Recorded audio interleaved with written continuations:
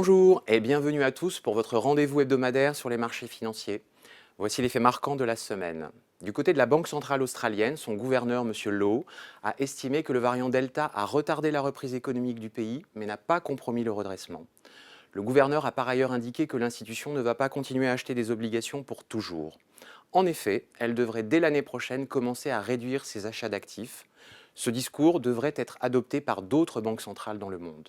Pour ce qui est des indicateurs économiques, l'inflation britannique a progressé de plus d'1% en août par rapport à juillet pour atteindre 3,2%. Plus que le chiffre en lui-même, c'est son évolution par rapport à juillet et l'impossibilité de l'expliquer par le seul secteur de l'énergie qui interpelle. Aux États-Unis, les ventes au détail d'août sont contre toute attente en augmentation, ce qui pourrait tempérer le scénario d'un net ralentissement de la croissance économique au troisième trimestre. Enfin, en Chine, le chiffre à retenir est celui de la production industrielle sur un an qui s'établit à 5,3%, soit son rythme le plus faible depuis juillet 2020. Du côté de la politique, les autorités chinoises ont averti plusieurs grandes banques du pays qu'Evergrande Group ne pourrait pas honorer les intérêts dus le 20 septembre, faisant redouter une crise de liquidité du numéro 2 chinois de l'immobilier.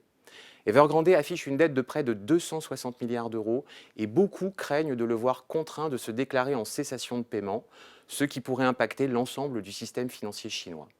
Dans la presse financière ce matin, les analystes parient sur une restructuration de 300 milliards de dollars de dettes organisée par Pékin. Sur les marchés de taux cette semaine, pas de tendance très claire aux États-Unis, les investisseurs restant partagés entre la faiblesse de l'inflation sur le mois d'août et les bons chiffres de vente au détail. Les taux souverains euros continuent, eux, de se tendre modérément. Sur le front des marchés d'actions, les indices consolident modérément à la baisse, mais restent proches de leur plus haut annuel pour l'Europe et les États-Unis. Au Japon, l'indice Nikkei a atteint en séance son plus haut niveau depuis août 90, grâce principalement au secteur cyclique. Les indices chinois restent sous pression, les investisseurs restant préoccupés par le dossier du groupe immobilier Evergrande. Le point de vigilance pour la semaine prochaine sera la réunion de la Fed le 22 septembre. Les dernières statistiques américaines ont globalement rassuré sur la dynamique de l'économie américaine, renforçant la probabilité d'une annonce prochaine du tapering de la Fed. Bon week-end à tous et à vendredi prochain.